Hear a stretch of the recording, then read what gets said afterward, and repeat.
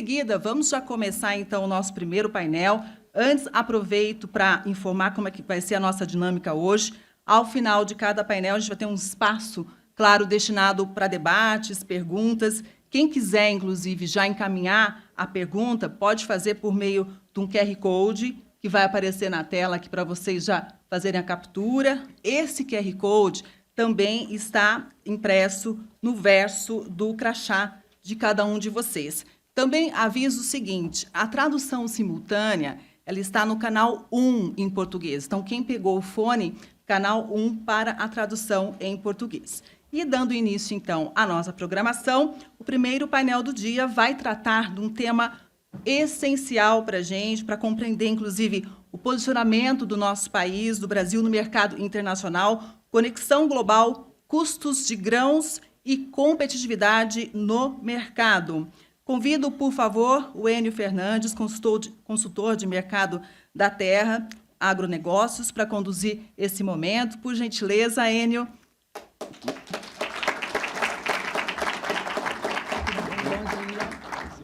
Prazer, pode se sentar. Também participam conosco o Mauro Ozaki, pesquisador do CPEA, representando o Brasil. Mauro, seja bem-vindo. Christian Bengtson, sócio-diretor executivo da Bendrock Farmland Health, representando a Argentina. Seja bem-vindo. Kelvin Leibold, pesquisador da AgriBenchmark em Iowa, representando os Estados Unidos. Sejam muito, muito bem-vindos. Então, participem com perguntas e, Enio, a palavra é sua, fiquem à vontade.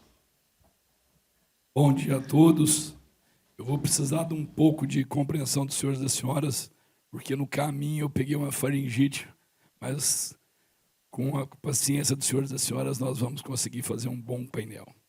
Para mim é uma honra estar aqui na Casa do Produtor Rural, a casa que defende o produtor rural, e estar do lado dos senhores é um prazer. E eu tenho outro prazer, que hoje eu encontrei muita gente aqui que a gente não via há algum tempo, conheci outras pessoas novas, que tem muito nome no mercado, e, na minha visão, esse é o principal evento que a CNA faz no ano. É riquíssimo o nível de informação que nós temos aqui. Mas a mente brilhante, que vai falar agora conosco, é o nosso amigo Mauro. Vou abrir a palavra para você e vamos esperar o que nós temos que enfrentar de agora em diante no agro.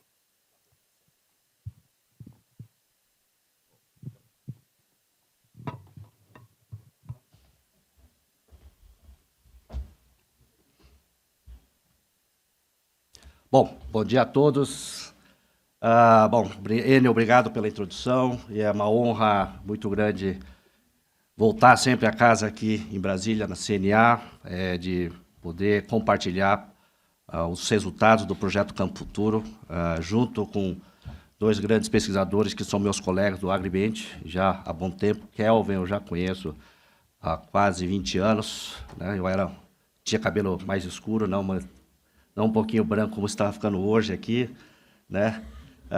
Christian é também um novo colega aí que está há bastante tempo junto com o Martin, também da Argentina, são dois colegas aí do nosso país vizinho, Argentina, na ideia de mostrar um pouquinho dos desafios dessa agricultura. Hoje eu vou centrar basicamente na nossa realidade, depois Christian falará da realidade da Argentina e o Kelvin mostrar um pouco aí a situação dos Estados Unidos para nós aqui.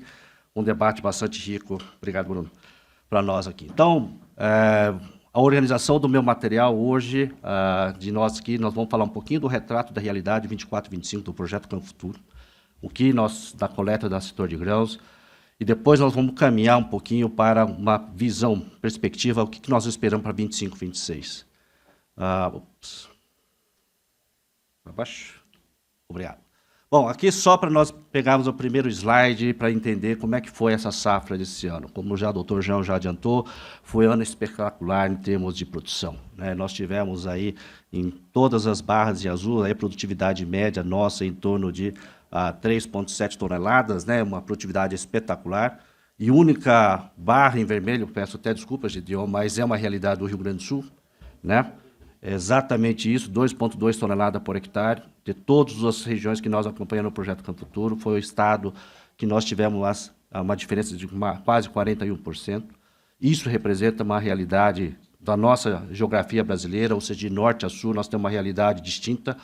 No extremo sul, nós aí temos uma realidade de uma produtividade bem aquém da nossa média nacional, e tendo resultado bastante espetacular, como no Paraná, quase 4 toneladas, que está próximo da região sul, Santa Catarina, 4 toneladas, e nós pegamos o estado do Rio Grande do Sul, por exemplo, com 2,2 toneladas. Então, é uma realidade que reflete uma situação já em sequência. Nós vamos dar uma olhada como o Rio Grande do Sul vem sofrendo ao longo desses períodos. Tá?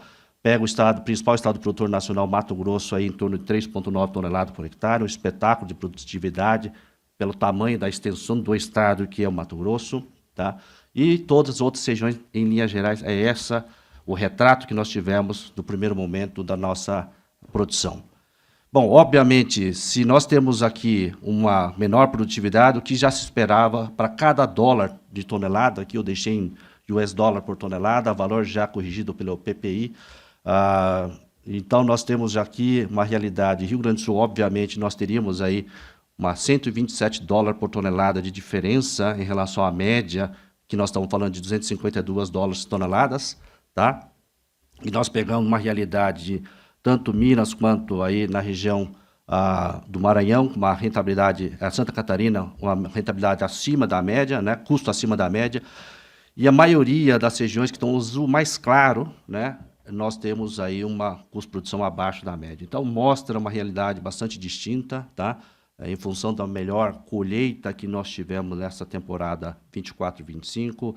Em linhas gerais, nós temos uma radiografia positiva, exceto a região do Rio Grande do Sul, como já esperado, em função da sua baixa produção. Tá? Então, essa é uma realidade que nós temos. Esse gráfico só tenta nos trazer para nós se tivermos algum evento dos principais itens que nós temos dentro do custo de produção, se teve um impacto maior. Se nós olharmos em linhas gerais dos principais estados que nós estamos aqui colocando, né, todas elas estão participando com valores muito próximos, né, em torno de 18% a 27% que nós temos em torno da nossa participação, principalmente fertilizantes, que é um dos principais itens que nós temos dentro da composição do custo operacional efetivo, que é o custo que o produtor ele sente, é o custo do desembolso do produtor aqui nesse caso. Em seguida, nós temos aí os defensivos agrícolas, tá? Que é outro item que engloba herbicidas, fungicidas, inseticidas, no nosso caso, bioinsumos. Tá? Então, nós temos aí essa participação. Você vê que não há grande distorção entre as regiões que nós estamos avaliando, assim como sementes tratadas e como operação mecânica. Então, em linhas gerais, né, o grande impacto que nós estamos observando de você encontrar por que nós tivemos um custo elevado no caso do Rio Grande do Sul está basicamente no caso da produção. Né? Nós tivemos essa frustração de safra, ela traduz para nós esse resultado negativo. É óbvio que cada região nós temos aí sua tecnologia, característica do solo, é que faz aí usar mais ou menos fertilizantes, o mais corretivo não, e as proteções de planta que nós temos aí, no caso com o uso de químicos, claro, depende do tipo de condição climática e o ataque de pragas. Tá? E aqui só para a gente começar a mostrar como está a margem ultimamente na nossa região aqui. Então, 90 dólares por tonelada é a margem que nós tivemos em média para esse ano. Então, o múltiplo que não participa dessa média, ela participa, mas não consegue aí, nossa média, ela vem um pouco recuando em função do resultado negativo que nós tivemos no Rio Grande do Sul, 16 dólares por tonelada negativo, né? Toda vez que nós olhamos nesse primeiro gráfico em que nós temos na linha em vermelho, os pontos em vermelho, nós temos o preço da tonelada da soja em dólar. Em barras verde mais claro, nós temos o custo variável, o custo operacional efetivo no nosso caso, e na barra com azul mais escuro, nós temos aí o custo total. Tá? Então, aqui nós estamos observando que, se nós olharmos o valor do preço recebido pelo produtor na comercialização da soja em linhas gerais para a safra 24 e 25, está muito próximo, não há grande dispersão de informação.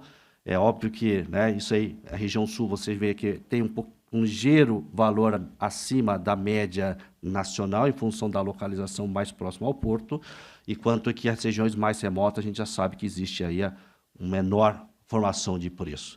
Então, como todos os pontos em vermelho, ela ultrapassa o ponto do verde mais claro, então nós temos a margem positiva, exceto a região do Rio Grande do Sul, e fica mais complicado quando nós adicionamos nos custos, os custos econômicos, tais como depreciação, juros sobre capital investido e também o custo por oportunidade da terra, e aí acaba elevando ainda mais o valor do custo para se produzir a tonelada de soja no Brasil. Tá? Então, quando nós pegamos aqui um histórico do que vem acontecendo de 18 para cá, todos esses valores já deflacionados, nós mostramos duas realidades. Em barra verde, eu mostro a média desses estados que nós estamos avaliando, desse histórico, desde 2007, essa série histórica, mas eu faço um recorde das últimas 7 safras, incluindo a atual 24-25. Então, nós temos um cenário de um momento que nós estamos trabalhando com $213 por tonelada de média, pegando uma média da safra de 19 até 21, 22, foi uma época aí que nós estamos em voo de cruzeiro, né? Chegando o momento aí de ver a saca da soja próximo de R$200, né? Uma época bastante positiva. E, de repente, nós sofremos uma turbulência. O avião estava no voo de cruzeiro, ela desce repentinamente próximo ao solo, aí no caso, né? Temos aí uma queda de quase 62% nesse valor da nossa margem bruta. Então, essa vem junto do 22 em diante, nós temos uma nova realidade, o mercado anda de lado, né? Nós estamos praticamente 3 safras trabalhando próximo de $80 por tonelada. Então, essa é uma realidade que nós estamos repetindo desde 22 até 24, 25. Essa diferença, obviamente, que são médias nacionais. O estado do Mato Grosso, por exemplo, ela caminha justamente com a barra, né? Então, a linha em Mato Grosso, você consegue a linha mais escura, ela acompanha essa tendência nacional. Quando nós pegamos o caso do Rio Grande do Sul, que é uma realidade um pouco diferente de todas as regiões, é o que vem sofrendo nessas últimas 5 safras, 4 frustrações pelo menos, ou seja, numa probabilidade, nós só ganhamos de 5 vezes aí, nós estamos ganhando, perdemos 4 e ganhamos 1, então a gente vê a situação do estado do Rio Grande do Sul, né? 19 e 20 foi um ano bastante complicado, né, que nós já vemos aí o problema da laninha. Em seguida, nós conseguimos recuperar no ano de 20 e 21, mas no ano que era para espetacular em termos de preço, o Rio Grande do Sul não participou efetivamente porque estava um preço bom, mas não tinha muita safra, né? E depois nós viemos com uma derrocada dos preços agrícolas e uma baixa produtividade para o Estado. Então, você tem 2 problemas. Você não tem produção suficiente com preço baixo. Então, e nós estamos acumulando esse problema, que muitos produtores, naquele preço alto, não somente o Rio Grande do Sul, mas muitos produtores, fizeram aquisição e investimento naqueles preços elevados, e nós estamos carregando parte desses investimentos agora, nós temos que pagar essas parcelas de investimento. Se nós fizermos um cálculo, um certo valor, nós temos que dobrar a capacidade hoje de produção para conseguir honrar esses compromissos que nós assumimos 5 anos atrás, eventualmente. Então, o que mostra agora, recentemente, é que a curva ela começou a dar uma melhorada, né? Se nós pegarmos outro gráfico, onde nós temos o lucro e as perdas, em que a barra azul mais escura, nós temos aí o valor médio do lucro e das perdas, e a linha azul nós temos aí a realidade do estado do Mato Grosso, e na laranja nós temos a realidade do Rio Grande do Sul. Tá? Então, nesse cenário, a gente vê claramente que a barra ela vem cavocando cenários negativos na safra 22, 23, né, 23, 24, 24, 25, nós já começamos a ver que ela começa a aproximar da linha do zero, aí, quer dizer que então a gente já começa a remunerar melhor nossos capitais, tá? Embora nós tenhamos juros elevados no Brasil ainda, embora nós estamos trabalhando ainda com preços agrícolas baixos, tá? Parte dessa recuperação se deve a melhor, aí, digamos, o valor do custo por unidade da terra fixado em sacas, ela tem diminuído por causa do preço da soja em si. Tá? Então, esse é basicamente o resultado que nós estamos observando, como é que foi o cenário da soja nos últimos anos, uma realidade bastante distante de uma realidade de uma região que vem trabalhando com patamares positivos contra uma região extrema, no nosso caso do Brasil, Rio Grande do Sul, sofrendo mais com as suas frustrações de safras, né, colecionando El Niño, Laninha e com baixa produtividade. e tendo muitos casos de produtores endividados com dificuldade de acessar o crédito e conseguir retomar suas atividades agrícolas. Tá? Bom, mudando agora rapidamente para o milho, então aqui eu considero o milho segunda safra nesse caso, nós temos 3 safras no Brasil, mas vou concentrar na segunda safra, uma vez que é a de maior concentração em termos de produção nacional. Nós temos aqui 3 realidades em termos de produtividade para essa temporada, quase 7 toneladas de média, uma produtividade elevada, considerando segunda safra, tendo Mato Grosso do Sul e Mato Grosso próximo de 7,4 toneladas por hectare, então uma produtividade aí acima de 120 sacos por hectare, de média para o estado, é uma produtividade muito boa. Isso quer dizer que nós tivemos lavouras com colheita espetacular e aquela, no finalzinho nosso, da derradeira, vamos falar assim, nas áreas mais marginais, nós tivemos safras menores, mas uma produtividade de 120 muito bom para a segunda safra, considerando que já colhemos soja anteriormente. Né? Depois nós temos uma realidade de Maranhão e Minas Gerais, que são regiões que sofrem mais com a variação climática, né? Então, elas estão de 6,6 toneladas por hectare. E Paraná, um estado importante, onde que, basicamente nós podemos considerar que foi o início da segunda safra no Brasil, mas ela sofre muito com as variações climáticas, seja seca ou geada.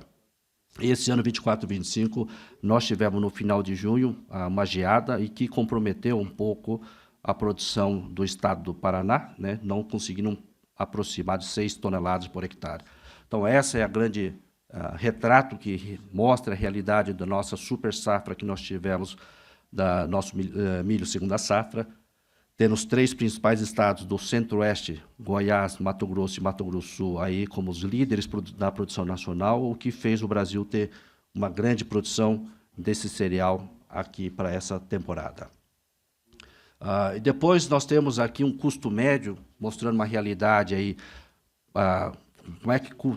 quanto que custou essa realidade. Então, nós temos uma região, seja o Paraná e Minas Gerais, que temos aí uma realidade que ultrapassa $140 por toneladas, né? E depois nós temos uma região azul mais claro, aí a barra mostra para nós que estão próximos da média de $127 por tonelada, e o azul mais escuro nós temos uma situação em que nós temos aí valores abaixo, né? De 110, vamos falar $114 por tonelada. Então são regiões de Mato Grosso e Mato Grosso do Sul beneficiado com a sua colheita, então torna aí para cada tonelada produzida um custo mais favorável, mais competitivo diante de outras regiões produtoras. Então, essa basicamente é a radiografia dessa temporada que o projeto Campo Futuro conseguiu captar, mostrando de linhas gerais. Tá? Mostra também nesse mesmo radiografia aqui as participações, seja fertilizantes, defensivos agrícolas, sementes, operação mecânica e mão de obra. Tá? Então, no azul nós temos os fertilizantes, mostrando que nós estamos variando em torno de 20 a 27%. Defensivos agrícolas em laranja, nós temos aí em torno de 13% até 17%. Tá? Inclui, no caso, bioinsumos aí nesses casos, como já mencionado anteriormente com relação à soja. Sementes é um item que pesa significativamente para milho segunda safra. Tá? Depende muito mais de cada temporada, em função, para cada tonelada produzida, a expressão aí nem sempre acontece por conta da chuva, há necessidade de ter água para nós conseguirmos ter resultado positivo no caso do milho, e a operação mecânica e outros. Então, em linhas gerais, também não há grande dispersão em termos de participação desses principais itens, tá, no custo de produção. Embora as variações que nós temos, tanto da soja quanto do milho, nós viemos nos anos anteriores, uma leve redução do custo da participação dos fertilizantes defensivos, ela veio reduzindo, só que a redução do preços agrícolas ela veio maior. Tá? Então, como a gente costuma dizer que o custo de produção, a redução dela está descendo de escada, enquanto que o preço agrícola ela desceu de elevador. Né? Para não falar queda livre, porque senão, né, a gente vai deixar meio dramático a nossa análise.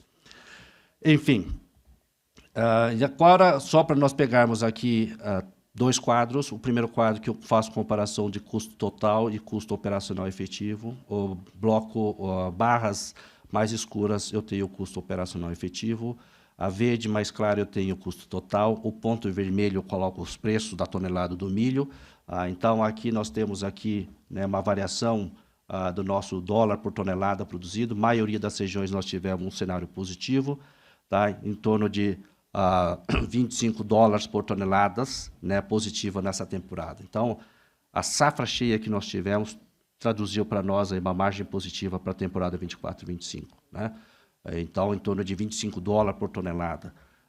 Claro que milho, historicamente milho ele vem, milho segunda safra, nós viemos aprendendo nesses últimos 20 anos como produzir, e nós estamos buscando essa eficiência cada ano, nós estamos vendo a excelência que o Mato Grosso, o Brasil como um todo, venham conseguindo adaptar ao nosso sistema produtivo, tanto ajustando a janela de plantio para a soja para adequar o milho e vice-versa, e o sistema produtivo vem ganhando corpo, né?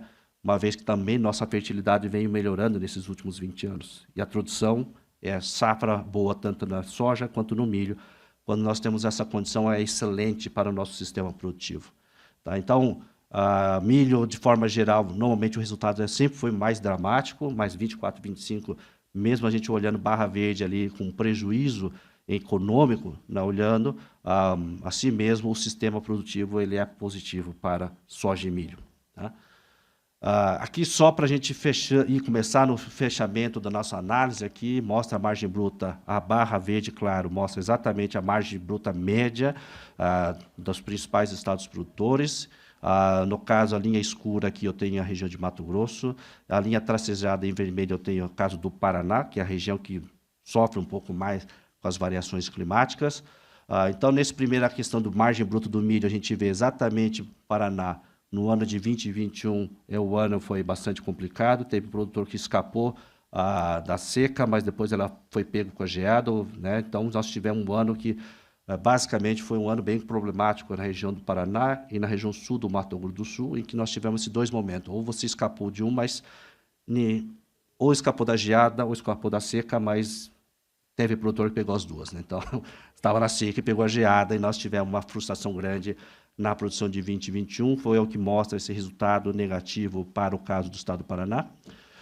E depois, recentemente, nós temos aí de 22, 23, né, nós temos aí a derrocada dos preços agrícolas pós-Covid, né, eu acho que a gente estava no momento de cruzeiro, 70 dólares por tonelada de média no período de 19 até 21, 22, de 22 até 24 nós temos uma nova patamar de preço, né, próxima da linha de zero, ou seja, nós tivemos aí quase 100% da margem nossa de bruta. Isso mostra o quanto a gente, nas safra 22, 23 e 23, 24, nós passamos com a margem extremamente estreita, porque tanto o milho quanto a soja ela sofre esse declínio, então nós tivemos aí esse aperto de muitos produtores, principalmente no curto prazo. Tá? Então, se nós olharmos agora, nós estamos voltando 24, 25 com a margem positiva, depois de duas safras mergulhando com a margem bruta negativa. Tá? E no lado direito, no outro gráfico, onde que eu tenho lucros e perdas, a gente mostra exatamente esse cenário, não seria diferente, né? Mesmo fazendo as devidas alocações de custos por receita bruta, a gente vê que, ao incluir os custos econômicos, como depreciação, assim como o juros sobre capital investido, bem como, no caso, o custo da terra, fica uma margem negativa se fosse ratear para cada cultura pagar esse custo da fazenda. Tá? Tanto na soja quanto no milho, mostra com esse gráfico que cada vez mais, principalmente nessas últimas temporadas, nós temos aí uma redução significativa da nossa margem bruta, assim como nossa possibilidade de investimento. Tá? Então, isso mostra aí que se você tem uma frustração de safra, com os níveis de preço que nós estamos trabalhando, o produtor tem passado dificuldade de você conseguir fazer essa caixa rodar. Né? Então, é a sensação que a gente vê o momento de vários produtores um pouco mais tensionado, né, com relação à safra 25, 26, exatamente viemos de uma recuperação para a safra 24 e 25, a sensação que o produtor está um pouco mais tranquilo para que eles conseguiram colher uma safra 24 e 25, mas nós não podemos, né, tirar esse tipo de, vamos falar assim, atenção com relação à temporada atual. Então, se nós olharmos para o futuro, dentro do que nós temos aqui no projeto do Campo Futuro, olhando aqui a estimativa para 25, 26, eu assumo aqui o preço dos insumos agrícolas de janeiro até agosto desse ano de 25, faço a correção inflacionária, assumo aí os coeficientes de uma temporada de 23, 24, a produtividade média nós estamos pegando de últimas 5 safras, incluindo a 24 e 25. Então, nós temos aí quantas sacas, que é a visão que o nosso produtor tem de precisa para pagar o custo operacional efetivo, seja variável, custo variável. São 54 sacas de soja por hectare, no nosso caso aqui no Brasil, para se pagar esse custo operacional efetivo, contra uma produtividade média de 61 sacas no caso de Sorriso. E, ao incluir o valor do arrendamento, assim como juros e depreciação, esse custo, no nosso caso, é o custo total, ele chega próximo de 72 sacas por hectare. Nós sabemos que temos produtores que produzem acima de 70 sacas por hectare de média, obviamente esses custos vão reduzindo, mas se nós pegarmos um estado como região como Sorriso, que é um município bastante extenso, nós temos, né, da excelência até aqueles produtores que vão colher de forma marginal por conta da distribuição da chuva. Então, nós só começamos essa safra 25, 26, né? Então, um ano que tem variações climáticas bastante já presentes, isso nos preocupa bastante para um estado significativo, importante como Mato Grosso. Pegamos uma região, a realidade do Rio Grande do Sul, Carazinho, se nós pegarmos a produtividade média de 49 sacos, bem abaixo da média, então, porque nós estamos carregando o histórico negativo, então isso está reduzindo a média histórica do estado, né? Então precisamos de 44 sacas, no caso, para pagar o custo operacional efetivo, contra uma produtividade de 49, né? Sabendo que há algumas estimativas de uma laninha, mais uma neutralidade, não há uma definição ainda, estamos caminhando para uma laninha, é o que se fala, tá? Então isso me preocupa bastante, principalmente região do Sul, porque é uma região que já vem sofrendo com sucessivas variações, problemas climáticos, né, com perdas econômicas, e num ano que ele precisa recuperar para conseguir saldar suas dívidas, conseguir melhorar suas garantias reais para os seus financiamentos e aumentar seus investimentos. Tá? Então, essa é mais uma preocupação para 25, 26, olhando o Carazinho como nosso benchmark, né, e precisando de 73 sacas de soja para pagar custo total. Em linhas gerais, esses são os dois sistemas que eu coloco exatamente para mostrar essa radiografia. Temos outras regiões que são tão importantes quanto, né? Mas só para mostrar uma realidade que o Brasil tem essa extremidade. É complexo você tentar traduzir a produção nacional por conta da nossa produção de ser de norte a sul, né? Então, você vai ter uma realidade bastante complexa por conta dessa nossa realidade, né? Aqui, só para a gente ter uma matriz de sensibilidade, mostrando para nós aqui uma produtividade que sai de 35 até 90, mas o grosso aí está no quadrante aí de 45 a 75 sacos por hectare. E o preço nós podemos trabalhar em torno de, vamos falar disso, acima de R$100, né?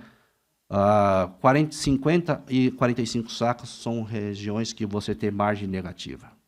Então, isso mostra para nós, em termos nacionais, qualquer valor aí, uma produtividade abaixo de 50, né, com preço próximo de R$100, nós já vamos ter situações negativas.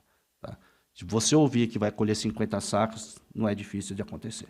Né? Qualquer variação climática, frustração, facilmente você consegue observar. É óbvio que nós desejamos que todos os produtores colham acima de 70 sacos, que isso daí vamos falar, a fartura que vai nos trazer benefícios lá na frente. Mas essa matriz mostra somente aqui quanto sensível está nosso custo de produção para determinados níveis de preço e produtividade. Tá? R$95 aí, né, com 55 é o nosso ponto de virada, né? Então é um ponto aí de preocupação, com 55 sacas devemos ficar um pouco preocupados. É óbvio, qualquer valor acima de R$100 produzindo 60, nós estamos falando excelência de produção. É o que a gente deseja, que seja acima de 60 sacos, e aí ficamos um pouco mais confortável para essa realidade 25, 26. E no caso do milho, está pensando já na próxima temporada, pego o preço médio de julho até setembro desse mês, e aí eu pego a bolsa de contrato futuro da B3, média do preço do contrato futuro julho e setembro do ano que vem, subtraindo as diferenciais dos praças, do preço disponível dessas praças em relação ao indicador CPE do milho. E aí nós temos aí esse preço formado que fizemos a composição com a produtividade média das últimas 5 temporadas para fazer a receita bruta. E o custo nosso exatamente para tentar mostrar, se pegássemos como exemplo, né, fazendo essas primeiras estimativas, nós temos aí 107 sacas de milho para pagar o custo operacional efetivo que nós temos na barra azul escura. No verde mais claro nós temos o custo total, beirando 141 sacas de milho para se pagar o custo total, e 117 é a produtividade média nossa das sacas por hectare de milho. Tá? Então, em linhas gerais, o que a gente consegue observar no caso do Sorriso, que todo mundo, como Rio Verde, a região de Maracaju, nós temos aí situação que você consegue pagar o custo total, mas a região de Sorriso, uma região mais remota, já se melhorou muito o preço do milho comparado com 20 anos atrás, né? As estruturas, a presença da indústria fez com que esses preços viessem melhorar nos últimos 10 anos, tá? Mas a região de Cascavel, que é a região que sempre sofre mais com variação climática, é a que preocupa um pouco mais, que há necessidade de 110, 119, quase 120 sacas para pagar o custo total, contra 72 para pagar o custo operacional efetivo. Então, se nós pegarmos esse último slide, só para a gente pegar essa matriz, então 65 sacas, R$65 o preço do milho produzido de 90 a 120 é uma amplitude possível da gente trabalhar, né, que é facilmente você atinge do céu ao inferno, né, de 120 para cima, é o nosso céu que a gente quer, exatamente produzir mais de 120 sacos por hectare, mas rapidamente o milho pode acontecer de produzir 70 sacos por conta de uma falta de chuva, o corte de chuva no mês de abril rapidamente. Então, o resultado que é muito responsível à falta de chuva, uma planta, né, no caso. Então, nós temos aí R$60 aí, facilmente aí, produzindo 70 sacas de milho. Nesse nível, a gente já tem margem negativa, mas subindo aí no patamar de 90 a 120, tá? Nós podemos trabalhar no horizonte de 55, 60, que nós temos uma margem positiva. Então, é uma situação que está se caminhando positivamente. Claro que milho segunda safra depende muito do andamento da temporada da soja e também da condição climática. Então, é um primeiro exercício que nós estamos trabalhando numa expectativa do que pode vir a acontecer, mas a realidade vai se impondo ao longo do tempo para nós, aí, conforme nós vamos observando tanto o plantio, assim como a formação do nosso clima, tá? Que pode ser favorável ou não. Nós esperamos que tenhamos uma safra positiva com 24 e 25 para a nossa próxima temporada. Tá? Então, de todos que nós estamos observando, nós temos observado que vem recuando nossos principais itens dos insumos, mas o que tem preocupado bastante nossa situação aí, né, para o equilíbrio, é os valores que nós estamos observando nesse mercado, assim como a condição climática tem trazido resultados negativos, uma vez que nós, o Brasil, estamos com um problema seríssimo de acesso ao crédito que o produtor tem, tá? Embora tenhamos anúncios oficiais, mas na ponta o produtor tem mostrado suas dificuldades de receber esses créditos para conseguir fazer seus investimentos. Você não tendo grandes investimentos, a gente sabe que o produtor ele começa a fazer opções secundárias. Isso quer dizer, vamos substituir produtos de melhor linha para a segunda linha. Então, quer dizer que podemos ter lá na ponta muitos produtores tomando esse tipo de decisão e temos uma produção com menor tecnologia, talvez uma redução de produção no médio e longo prazo. Nós estamos trabalhando com um período de elevação de taxa de juros elevado para a situação brasileira, embora a gente já conviva com isso há muito tempo, mas uma realidade em que você não tem rentabilidade, a situação vai asfixiando o setor produtivo. Isso é uma coisa que a gente se preocupa muito e esperamos que a temporada 24-25 venha melhor que a 24-25. Era isso que eu tinha para apresentar. Ficamos depois para a discussão. Muito obrigado.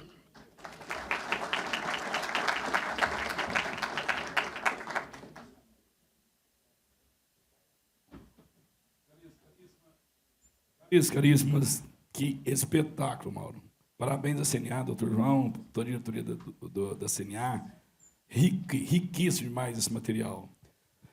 Todas as federações, todos os sindicatos deveriam espalhar essa informação o mais rápido possível e continuamente, Porque o produtor, enxergando a realidade dele, ele tem mais segurança e informação para tomar ou não a decisão.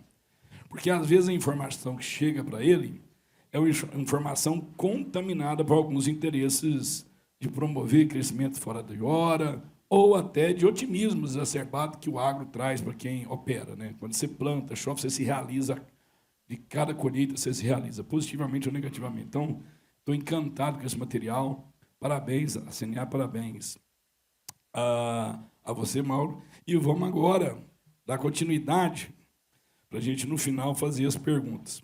Gostaria de chamar agora o Christian, da Argentina. Vamos ver a realidade da Argentina.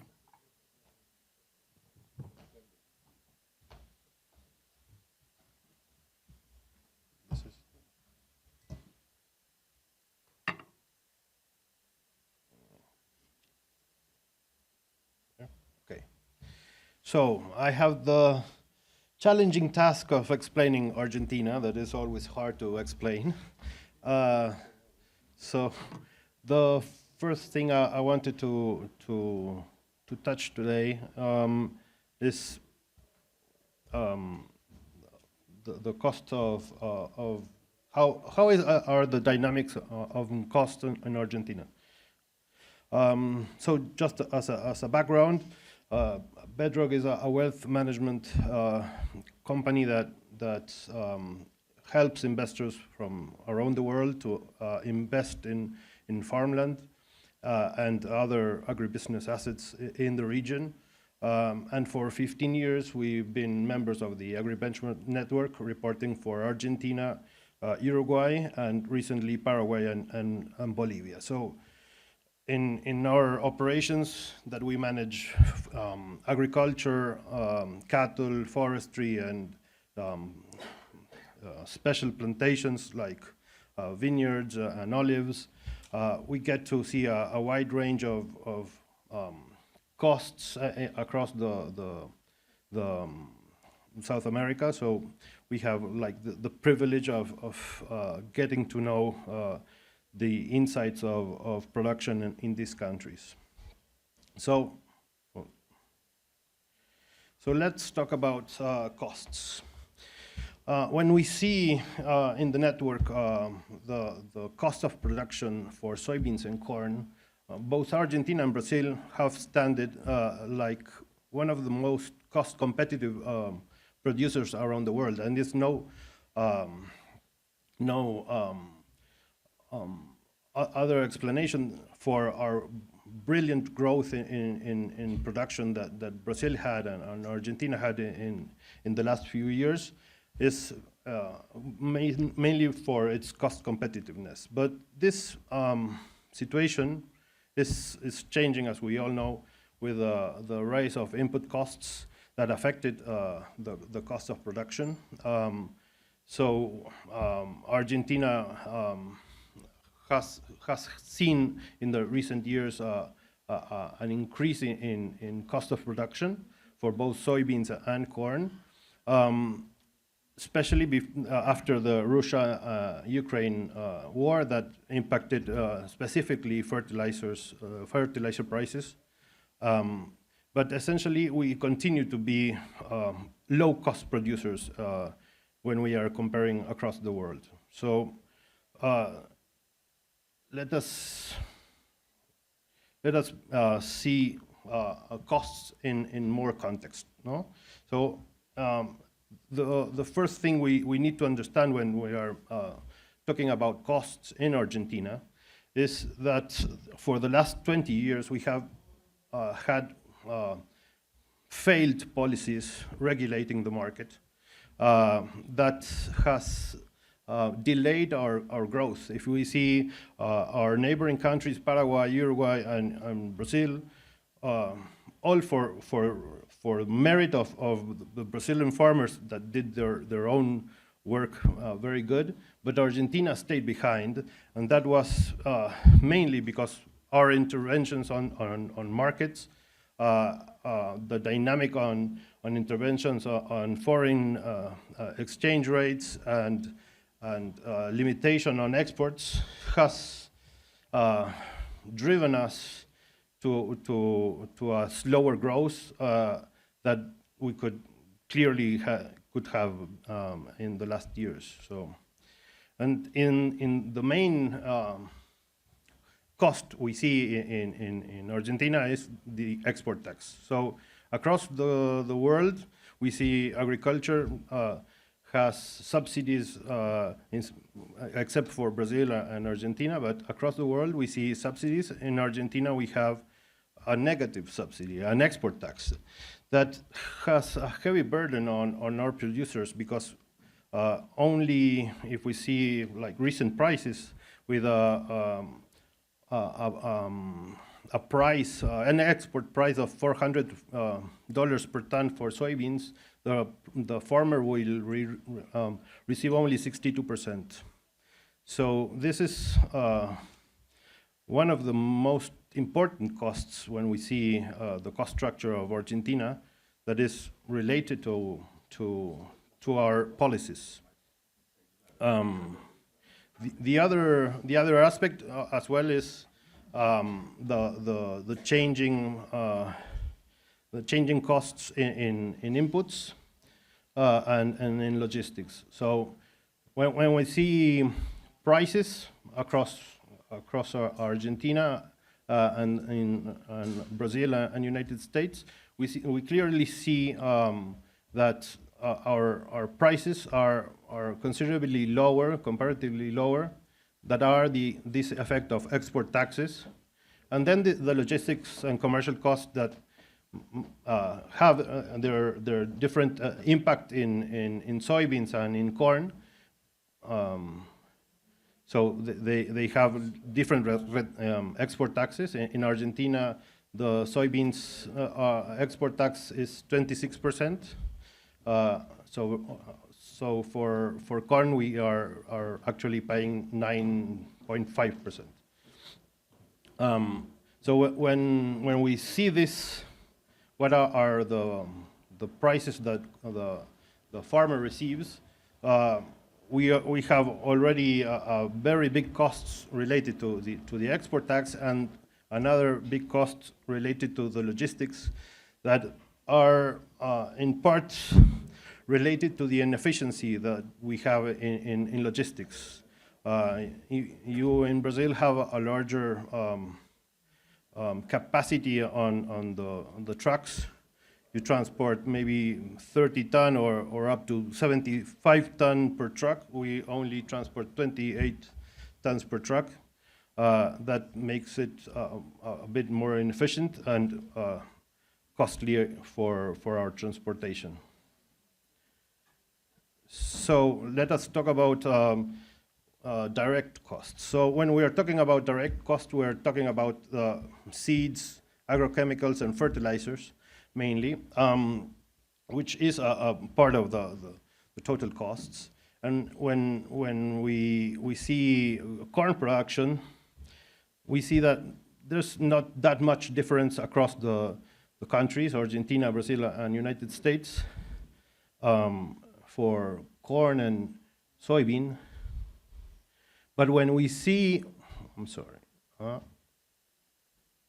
when we see this especially the inputs, we see slight changes on the costs on pesticides that Brazil clearly has, because your climate favors more pest pressure than in Argentina. So we comparatively we are using less pesticides than in Brazil. There's also differences in GMO adoption. I believe Brazil is reaching the 90%, but we are mostly 99% is GMO for corn and soybeans. So that also helps keeping pesticide use down. And then, well, we have some changes in the relative prices in inputs. In some cases, the technological package that is associated with GMO also helps to have different price points. So when we see fertilizers, both in corn and in soybeans, we see that there is a large difference on the expenses that the average Argentine producer has to invest for fertilization, which this is mostly associated with the fertility and of our lands and the costs of the nutrient that we are putting. So to understand a bit more, when we compare the amount of nutrient that we are putting into the farm, we clearly see that Argentina doesn't rely on potassium because the soils are naturally rich in potassium, so we are not fertilizing with this nutrient. In terms of nitrogen, the rotations also bring some benefit, because if we are using in a rotation legumes before corn, we have more available nitrogen in the soil, and we are saving for fertilization. And the other big difference also that's not shown in the graph, but we are not correcting soil. The enmiendas that maybe are typical in some parts of Brazil, we don't use them, so it's not required. So in this context, and with relatively high fertilizer prices, looking into how we are fertilizing is super important, and not only for the cost perspective, but also looking at the efficiency and the footprint of fertilization with nitrogen specifically. So if we include different crops in our rotations, and we can bring down the need for fertilization for other nutrients, we can keep cost down and footprint down. So on other inputs, we have seen in recent years the developments on fertilizer prices that are affecting almost every country. In fertilizers specifically, while urea is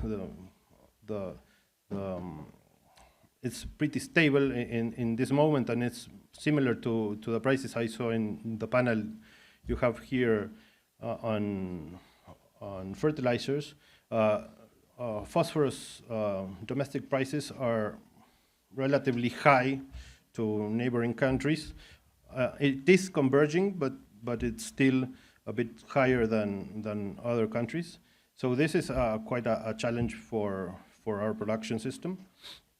On herbicides, we see that the prices after the COVID peaked and then fell, and they continue to stabilize around pre-COVID levels. And the genetics on seeds also is a thing that we are keeping track on. That it has also to do with the developments on GMO and the newer events, but it's also a cost concern. But anyway, the key point here is fertilizer prices are still way above the previous levels, and is where we have to focus on. So the other essential part on production costs is operating costs. So in operating costs, we put into all the labor, machinery, diesel, repairs that are related to field operations, right? And you can clearly see that Argentina stands out as a very low-cost producer in this sense. The weight of operating cost in soybeans and in corn is radically lower than other countries. And it is a specifically cost-sensitive component for other parts of the world except for Argentina, because the reason for this is that our system is 100% based on contractor system. So a typical farm in Argentina won't have its own machinery, but it will rent out the services to third parties, which is not as common around the world. And that helps to keep our prices, our costs down. So let us see a bit on this. To give you a bit of context, in Argentina we have 28,000 rural contractors working across the country and neighboring countries, because they move around to Bolivia, Paraguay, Uruguay. So that type of player has helped to get a scale of operations that is more efficient than having a smaller operation. So 70% of our planted area comes from contractors, 90% of the harvested area is performed by contractors. And if you see the overall cost of harvesting an hectare of soy or corn, it's around $100 per hectare. It's radically lower than what we see across the globe. So in this system, on the contractor system, it is especially important to understand that the technology adoption has helped to have an efficient contractor system. GMO adoption and no-till help to have less field operations. If we are not plowing, we are not consuming diesel, we are not having a guy in the tractor, that lowers costs down. And our calculations is that you can reduce almost to a third of the hours spent in average per plot. So this is important. But the other thing is understanding the dynamics that are related to the machinery. So when we own a machinery, and we are a small farmer, like in this case, a 95-hectare farm, owning its own seeder, the cost of that seeder has to be supported by our own production. So the relative weight of depreciation and finance of having that machinery are very high for those scales. If we see other farms in our network, the larger scales farms have relative lower incidence on costs, but depreciation is still important. I think US farms have conventional tillage in some cases, and they need more machinery. But anyway, the decisive role of depreciation and finance that is related to owning your own machinery is huge, that are exactly the cost that you can avoid if you are contracting.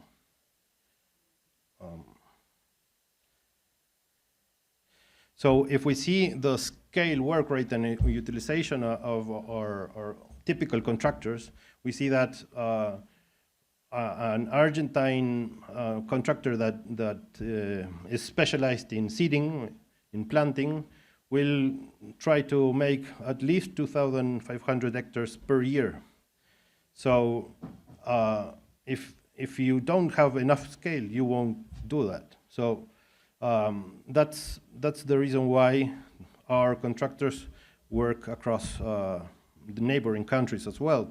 They try to secure a minimum of 2,500 hectares per year. They also have the machinery to plant both winter crops and summer crops. So that helps to make the depreciation component, the machinery component of the costs lower than if owning a tractor or a seeder. So let's talk about land costs. The other big component on land on our total costs in Argentina are land. The land costs are mostly the cost of leasing out the land. In Argentina, we need to understand that 70% of the area is leased. So it is an important cost for those who are actually producing.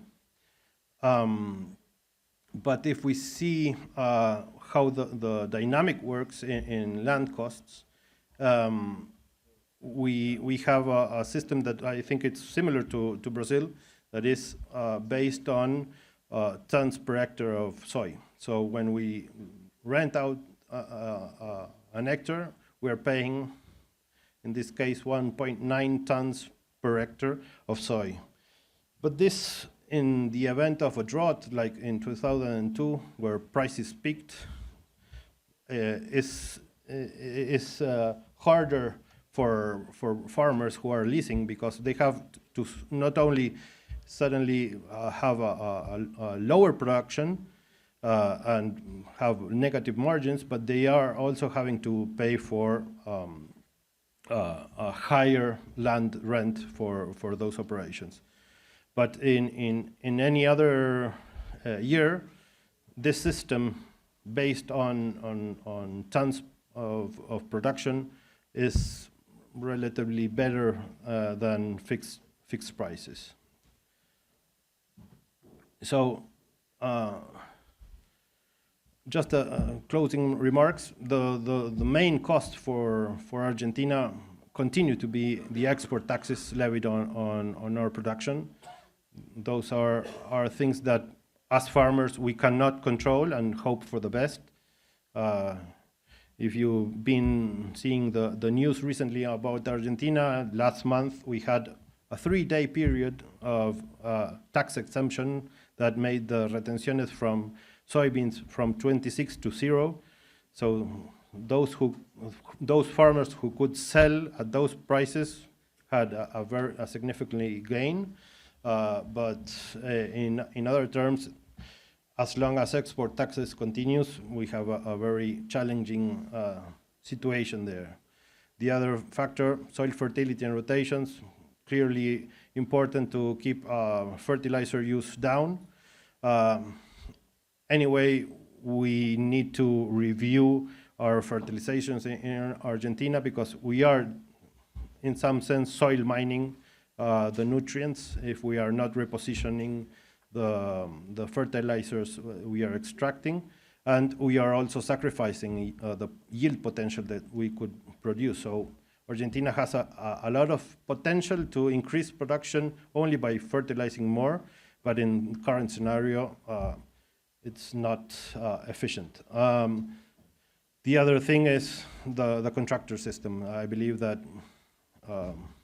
maybe here you can also adopt some of these policies on contractors that help to keep the, operation costs down.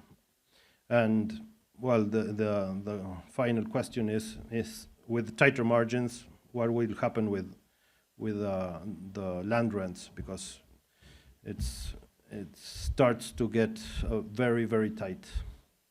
So thank you for the invitation, and I hope we have any questions or.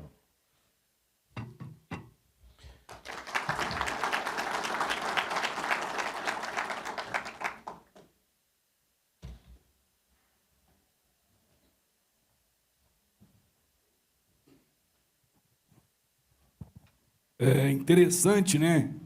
Parabéns, Cristiano, muito boa para a sua apresentação. Mas o interessante é o seguinte, né? O agente econômico reage a preço. O produtor tenta se adaptar. Cada um com a sua estratégia. A nossa estratégia aqui é uma, lá estão criando outra, e esse produtor tentando sobreviver, e a realidade de resultado muito próxima, né? Desafiadora para os produtores rurais. E o que esse evento traz para nós são experiências diferentes, que a gente pode tentar antecipar estratégias lá e cá. E até agora, um dos calcanhares de Aquiles mais fortes que nós estamos vendo é o preço da terra, ou a remuneração da terra. Mas vamos agora para os Estados Unidos da América, Kellen, por favor.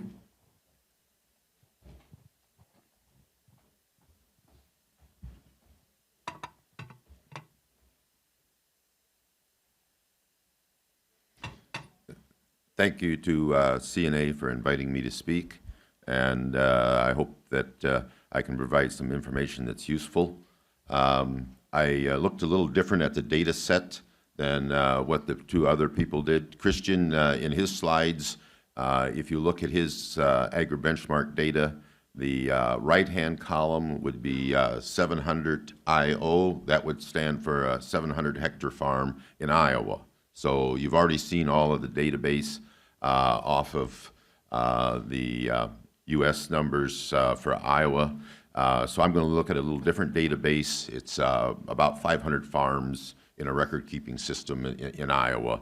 And I'd like to talk about land costs, seed, fertilizer, machinery, and then we'll be able to open it up for some more focused questions that relate to what you're interested in.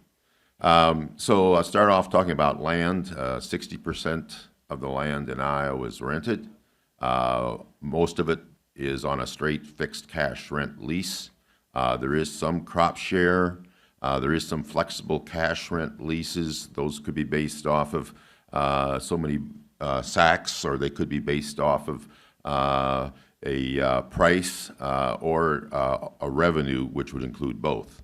Almost all of our leases are for a one-year period, okay? Now, the average length of those leases, those relationships, is about 13 years. Some turn over very frequently. Others rent for 30-plus years. Over a third of our land is owned by people who are 75 years in age. And so in Iowa, almost all of the land is privately owned by small family farms, and so there's very little, there are no pension funds operating in Iowa investing in land, although we now have some interest from churches. And it tends to be that long-term lands the residual profits, and so most all of the returns go to the land. Government program payments get bid into land rents very quickly because of the one-year lease arrangements. Rents tend to go up fairly quickly when we have high profits. They tend to be a little stickier and trail off in years when we start to see a decrease in profits. This takes a look at the land price historically in Iowa. This is state average. And you can see now that we're up to about $30,000 per hectare in our land costs.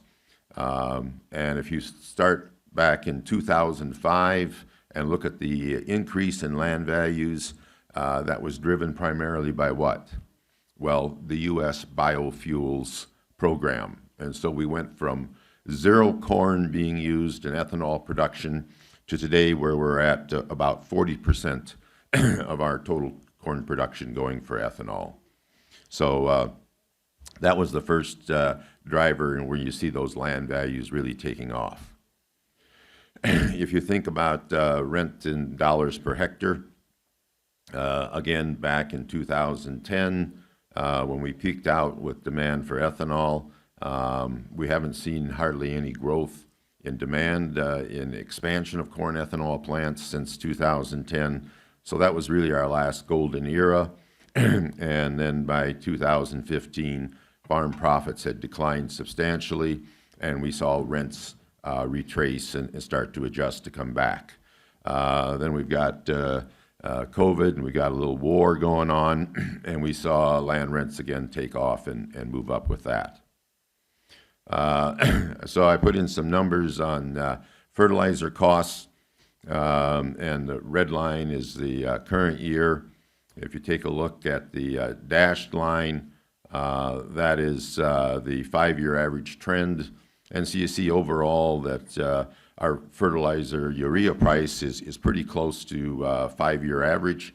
And so yes, fertilizer prices are high, and we import a fair amount of urea, mostly transported on river barge or on train units. So taking a look then at anhydrous ammonia, again, we have a significant amount of pipelines in the U.S. We have a significant amount of natural gas. We actually export natural gas that's used to make anhydrous ammonia. So we've got the potential to increase our ammonia production, but that would be in our corn systems. Fall previous year fall applied anhydrous ammonia would make up for half of the fertilizer use in Iowa as far as nitrogen fertilizer. I've gone in and you can't maybe read it very well on this slide, but you'll see I have a lot of URLs listed in my materials, and I assume you're going to get copies of all of this material. And so what I've tried to do is to provide a source of the information so you can go back and look at the information yourself, and at future times you can go back in and take a look at what's currently going on in the market. This is DTN data. They tend to publish a report looking at the bi-weekly trends, and so it gives you a little idea of what's happening with the wholesale. The state of Iowa also does publish reports, or at least they used to until the USDA shut down in the recent month. You know, the U.S. Currently isn't producing any reports for close to a month. The other thing is that Iowa is a big livestock state. We produce 1 out of every 3 market hogs in the United States is raised in Iowa. We're #1 in egg production. And so if you start thinking about the impact of manure on our fertilizer programs, if we were efficient in using our manure, we could replace almost 1/3 of our total nitrogen needs with livestock manure. The northwest corner of the state, you see those 3 red counties up there. Those are extensive cattle producing counties. So very strong demand. Again, in Iowa, we have numerous ethanol plants that produce DDGs that's used in the feed industry, as well as numerous soybean processing plants. You could get up to 200, it would cost me about $200 per hectare to get manure put on my farm from a commercial operation, and that would be enough nutrients to do a corn-soybean rotation. So in Iowa, that'd be a 2-year rotation. And so that's one of the reasons that contract hog production grew and expanded so extensively in Iowa, is because the corn farmers didn't want to raise pigs, but they wanted hog manure. And if you take a look at phosphorus, it's the same story. We can replace a significant amount of our fertilizer needs with just phosphorus from manure. And so again, the interaction of the livestock industry and the crop industry in Iowa is really substantial. If you take a look at seed costs, there's a lot of concern about consolidation in the seed industry in the United States. And again, if you go back to the beginning of the chart there, and taking a look at 2005 and the increase in seed costs, a lot of that was driven by our GMOs. We've been in the GMO business long enough that we're starting to see some significant resistance to the properties of the GMOs. So we have concerns about weed resistance, we have concerns about rootworm resistance, corn borer, so one of the challenges that we face, I think, is coming up with new GMO technologies that will overcome some of the challenges. So that's one of our big issues. Let's see, I think I jumped a slide, if I can jump back. And again, if we take a look at some work done by the University of Illinois, this looked specifically at Brazil's seed costs and the various other costs. But you can see that Brazil still is very competitive when it comes to especially soybean seed costs because you do so much what we would refer to as brown bagging. You can look into your large farms, and they've got their own seed processing facilities there. And so you have a significant advantage over any U.S. producers when it comes to seed costs. We're rather fortunate that we have reasonable interest rates on capital. I think we're probably going to lower the interest rates a little bit more, but we have a significant number of highly leveraged rental farms. These would be operations where they own very little of their own land, they rent most all of their land, they're leasing equipment, and so those farm operations are really sensitive to interest rates, where many of our operations, such as the Iowa 700 farm, has very little borrowed capital, and they own a significant part of their land base as well, I think around a third. If you take a look at diesel fuel costs, transportation costs from that standpoint, again, there is a difference between tractor fuel and semi-diesel over-the-road fuel, about 8 cents a liter difference. But again, our fuel costs are pretty competitive with most other places in the world. If you take a look at the historical production costs, you can take a look at the machinery being the red line on soybeans has gone up significantly in recent years. You take a look at the seed and fertilizer costs have jumped up. And so it's this margin squeeze that we're experiencing in all of our ag production around the world right now. Grain prices are relatively high. It's just that input costs continue to increase substantially over time. And again, I've got a URL listed that references the source of the data on that. So if you've got questions about this information after the conference is over, why, feel free to email me and I'll try to respond to you. We take a look at corn production costs. Again, just tremendous increase in fertilizer prices when grain prices jumped up. And we've seen this machinery costs continue to escalate. And that's the two challenges that we really face here in the Midwest. So when you take a look at total cost of production, again, it's not a price problem in today's marketplace as much as it is a cost of production, cost of input problem that we're dealing with. And we really don't see that improving much as we move forward. I gave some individual numbers here, so you can go back and kind of compare those.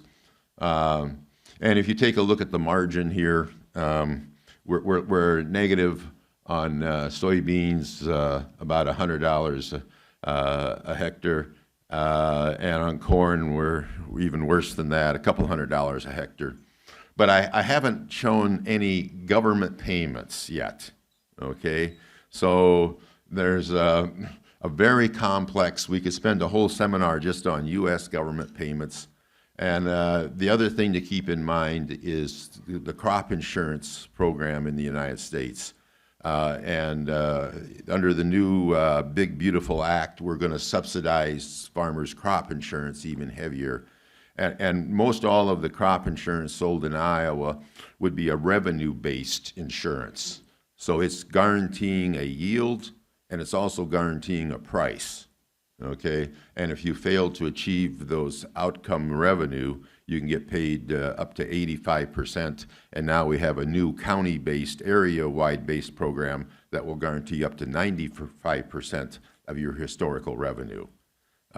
This is at a significant expense to the taxpayers, okay? So we could talk a little bit more about that. Anyhow, as we go forward and we think about what's going to happen, most of my 2026 cash rents were set by last September 1st, according to the, most of the states have laws requiring those lease dates to be set. So there's not much room for producers to go back and negotiate with landlords on 2026 rents. However, I think there'll be enough pressure for some lenders to some of the larger operations mandating in order for them to get operating capital for another year, they're going to have to try to go back and break those contracts. And so we'll see how well that works. There's no doubt that there'll be a reduction in land rents for the 2027 crop year as we maintain these tight margins. Machinery purchases in the U.S. have dropped in half.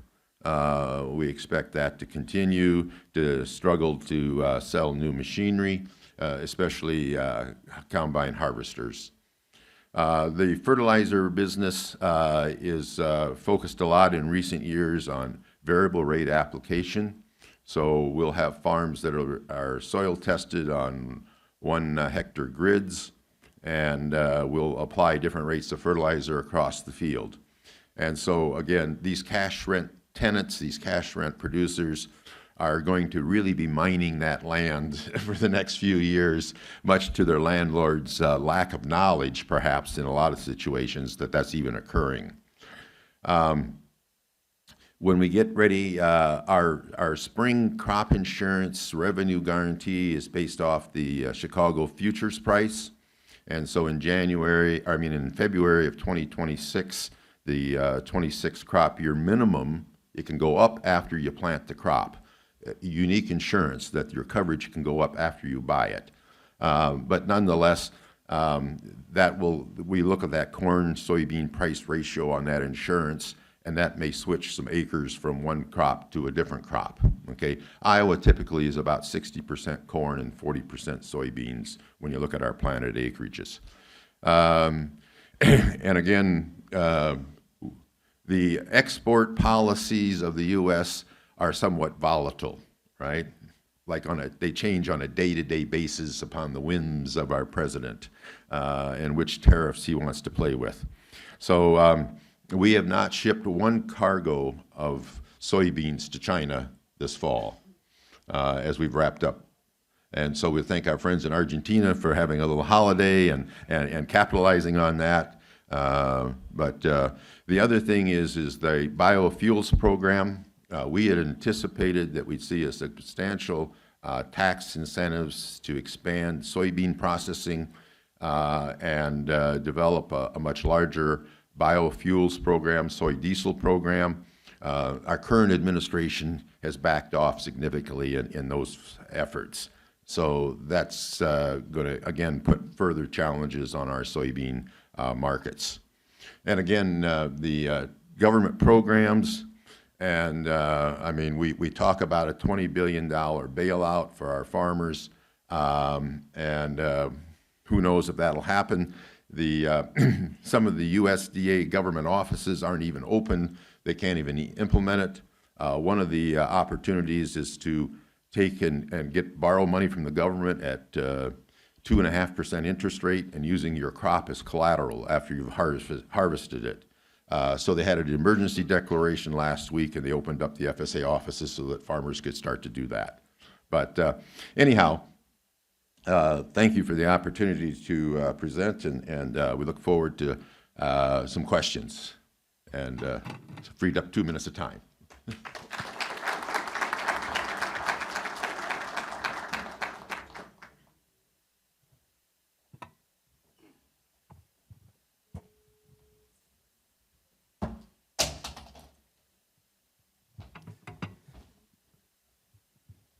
Tudo ok, Kevin? Christian? Bom, nosso começo. Primeiro, parabéns pela apresentação. Também sua apresentação muito rica de dados. E começamos do Brasil e caminhamos para os Estados Unidos. Por educação, nós vamos caminhar nas perguntas. Dos Estados Unidos, o Brasil. Quem quiser fazer as perguntas, por favor, enviem pelo QR Code. Mas, Kevin, eu estou com uma dúvida aqui. Um questionamento.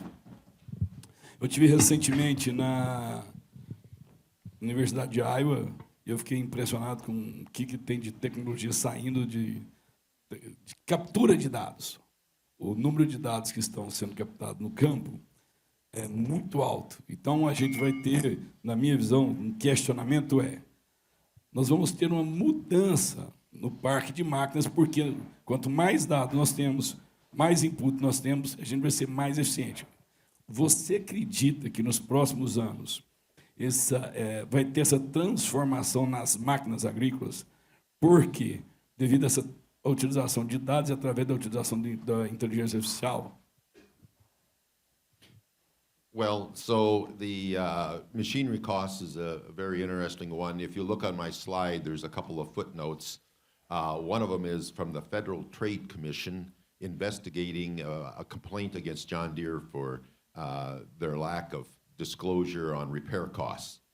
But to address the main point, yes, increased collection of data will give us the opportunity to raise our production per hectare. It'll give us the opportunity to show a smaller carbon footprint per hectare, and again, it'll allow for a lot of efficiencies. Larger scale operators will be better able to integrate those tools into the portfolio, and so in the U.S. currently we're seeing the disappearing middle-sized farms. So those traditional farms with $300,000 to $500,000 in gross sales are going to disappear, and the drive in technology is part of that. Bom, dando continuidade à pergunta, de novo para você, Kelly, nós estamos vendo uma fantástica, pelos dados que a gente tem, que todo mundo está sem dado oficial, porque nós estamos em shutdown nos Estados Unidos, nós estamos vendo uma fantástica safra de milho nos Estados Unidos, enorme safra de milho nos Estados Unidos. E a relação China e Estados Unidos, mesmo que nós estamos na iminência de um acordo que possa ser assinado essa semana, ela parece que ela sempre tende atenção.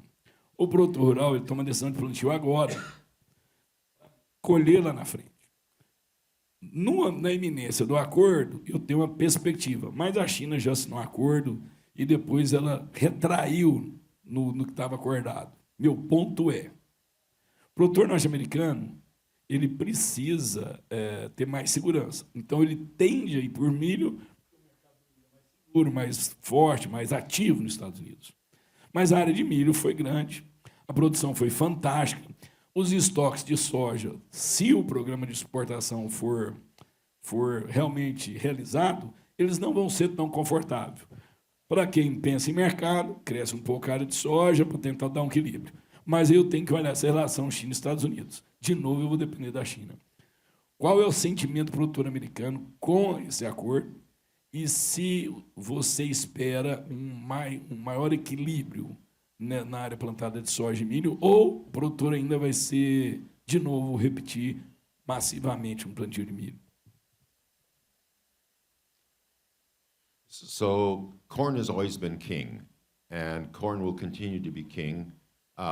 In Iowa, I mentioned we have a 60-40 crop rotation. So that means about 20% of the cropland is actually corn following corn, which drives up production costs. You have a slight yield drag. You have a little bit more increased in fertilizer costs with that rotation. But like I say, I think it'll come back to the spring price ratio. Rule of thumb was corn should be 2.5 times the price of soybeans. As far as any trade relationship between the U.S. and China, I think we have the ability to say that our president will, what actually gets promised and what actually gets delivered is often a far distance apart. The other thing is, I would say, is that in 2 years we'll have a different U.S. president. China will not, and so they're in it for a much longer haul. Under the first Trump-China agreement, China failed to perform up to the standards that was required of them. And in the end, what do you do about it?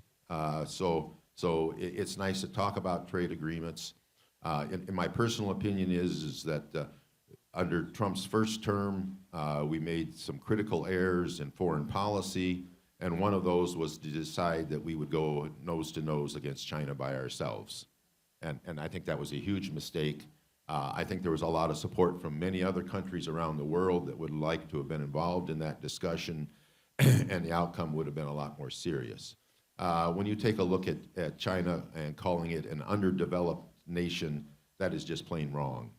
There are two Chinas. There's the urban China and the rural China, which are two different worlds.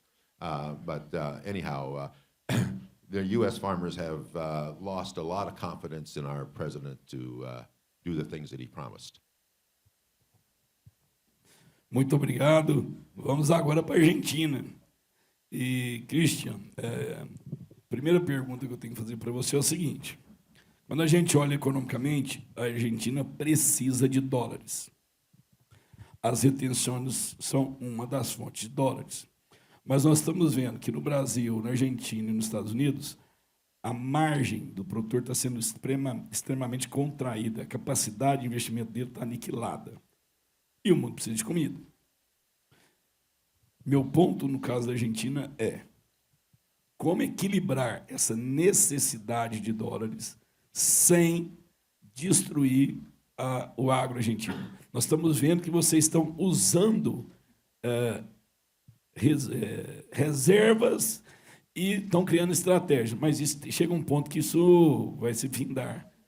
Como equilibrar isso? A very good question. I don't think we can avoid using retenciones, the export taxes, for that purpose of getting hold of some dollars. The dependency on in that sense is big, and in parallel we are seeing the new government promoting mining and Vaca Muerta diesel. So that will help to bring a new matrix of incoming dollars, but we still need to make the necessary changes in the macro, have an orderly macro in that sense, so we can depend less on these fluctuations on the dollar. I think we are on a good track in that sense. The cutting of costs and clearing inefficiencies on the state makes some sense. Maybe sometimes it's too much. But we are in a track on consolidating the central bank's position as well. So I think it will take some time. I'm not sure if it's a 20-year period, a 10-year period, but it will take some time to make Argentina great again, like Trump says. But we are in a good track in that sense, ordering everything on the macroeconomic level. And then, well, eventually having Vaca Muerta and the mining operations starting to produce their own share of dollars will make Argentina less dependent on the export taxes, and eventually we hope that they will be reduced. Obrigado pela resposta. Mais uma pergunta para você, Christian. Aí eu chego no Mauro e aí depois a gente faz em geral. Aqui no Brasil, uma das estratégias que os produtores adotaram foi de se unirem no momento de aquisição. Eles criaram grupos para negociar a compra de insumos e alguns estão indo para esses grupos fazer a comercialização. E também trazendo esses grupos fazendo gestão de ISD, gestão de governança. Na Argentina, isso existe ou é uma tendência? Pode ser um caminho para eu tentar sobreviver nesse cenário de margem tão contraída? Well, the cooperatives that work here do a fantastic job. Argentina has their own, and we have the largest association of cooperatives own their own port and helps to procure better prices in that sense. So we have a similar situation in that sense in Argentina. But anyway, the volatility in fertilizer prices might be mitigated, but the real problem anyway is more in a global context. So as long as I believe the Ukraine-Russia war continues, we will continue to see fertilizer prices in these levels, and I hope they will change, because that is essentially the most important cost component that is affecting farmer margins across the world. If we go back to previous 2020 levels, well, I think we are back on track. Bom, o nosso tempo esgotou. Tem uma pergunta para você, irmão. E eu acho que ela pelo menos ela me incomoda. Ela me incomoda. Quando a gente olha a remuneração do produtor rural nos Estados Unidos, você está vendo ela se contrair, deteriorar, pagando os custos totais de produção. Ninguém sobrevive pagando só custo direto. Você não consegue, lá na frente você vai morrer. Então, nos Estados Unidos nós estamos com esse problema. E lembrem-se que a taxa de juros dos Estados Unidos é completamente diferente de qualquer cenário no mundo. Ele tem a fidúcia da moeda, ele pode imprimir o que ele quiser, que ele suporta a inflação. Brasil e Argentina não tem. Mas quando eu olho aqui, a margem também para pagar os custos totais simplesmente deteriorou, erodiu. E a gente não vê o custo da terra caindo para o arrendamento. Nas áreas de maior disputa, Rio Verde, Rio Grande do Sul, Sorriso, isso não está acontecendo. Por quê? Como? Porque se você não tem renda, como que ainda você consegue ter essa disputa pela terra? Que no final do dia tem disputa pela terra. E o preço de venda da terra nessas áreas consolidadas, seja em Iowa, seja em Buenos Aires, Córdoba, ou seja, Sudoeste Goiano, Mato Grosso, não está caindo. Por quê? Qual a explicação que a gente pode encontrar nisso? Bom, Hélio, boa pergunta. Eu creio que ainda nós estamos naquela expectativa, a rentabilidade passada, ainda eu acho que o mercado não ajustou de acordo com a realidade, vamos falar assim. Então, como nós viemos de uma safra sucessiva de elevação de rentabilidade, o produtor esteve sempre propenso a pagar aquilo que o dono da terra estava propondo. E aí, como você sabe, havia disputas entre os vizinhos para arrendar aquelas terras. Então, isso fez deixar de forma confortável os valores que nós estamos e observamos recentemente, né? Agora, aquele que também depende dessa renda, ele não quer baixar a guarda, né? Ele quer manter o mesmo padrão da remuneração dele, porque é um capital que ele tem, patrimônio familiar, e ele quer manter mais ou menos o mesmo nível de valores, pelo menos para corrigir a inflação. Mas a realidade está se impondo nos últimos momentos, e eu creio que, a partir do momento que os produtores não conseguem obter mais essa lucratividade que nós tínhamos passado, ela vai ter que fazer esse ajuste. Claro que são fazendas e fazendas, aquelas que estão do lado, você vê que não tem grande possibilidade de troca, são negociações diferentes. Mas, particularmente, eu vejo que esse ajuste vai ter que acontecer no longo prazo.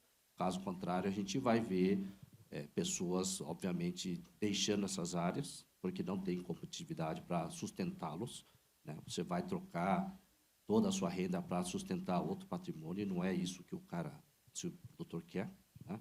Então, nós acreditamos que essa realidade ela vai se impor no longo prazo. Senhoras e senhores, quero agradecer muito a CNA. Devido à minha profissão, eu tenho a oportunidade de participar de vários eventos. Esse painel, eu saio daqui enriquecido, foi um dos que eu mais aprendi. Parabéns, Mauro, Christian, Kelvin. Muito obrigado. Obrigado a vocês por estarem aqui conosco.